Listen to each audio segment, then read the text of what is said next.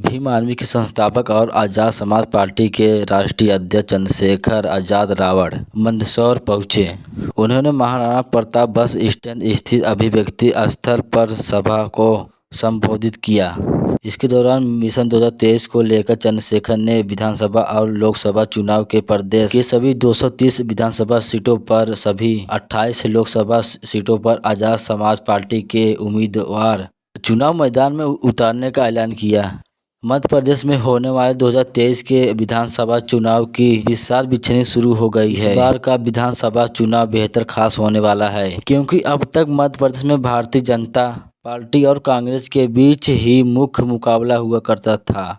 दूसरे दल मैदान में ही नहीं होते थे, लेकिन आगामी विधानसभा चुनाव में सामने आने वाली तस्वीर हर बार से बेहतर होने वाली है, क्योंकि इस बार टक्कर कांग्रेस और बीजेपी के बीच ही नहीं होगी, बल्कि कई अन्य राजनीतिक दल भी मध्य प्रदेश के चुनावी घमासान में शामिल हो गए। बता दें कि बीते दिनों एआईएम के प्रमुख असदुद्दीन ओवैसी ने प्रदेश की अधिकतर सीटों पर विधानसभा चुनाव लड़ने की बात की है। इसके बाद ही आम आदमी सीटों के मुखिया अरविंद केजरीवाल ने भी प्रदेश की सभी विधानसभा सीटों पर उम्मीदवार उतारने का ऐलान किया था।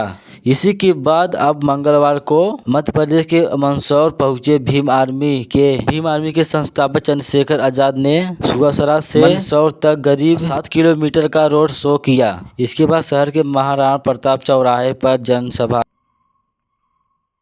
की। उनकी पार्टी मध्य प्रदेश की सभी सीटों पर चुनाव लड़ेगी।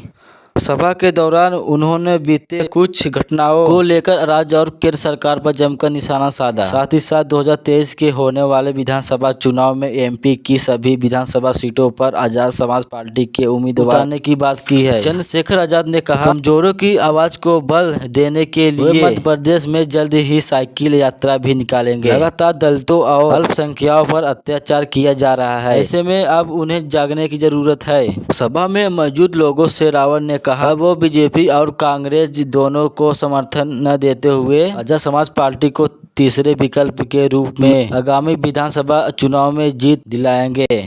अगर ऐसा होता है तो उन्होंने विधानसभा के बाहर मंदसौर गोलीकांड में मारे गए 6 किसानों की प्रतिमा स्थापित करने की बात कही। अपने संबोधक में उन्होंने बहुजन समाज को 52% आरक्षण देने का भी जिक्र किया। चंद्रशेखर आजाद ने अपने भाषण के दौरान ये भी कहा, अगर उनकी सरकार बनी तो वे जगह के पास मौजूद संपत्तियों को दोबारा सरकारी संपत्ति में बदलेंगे।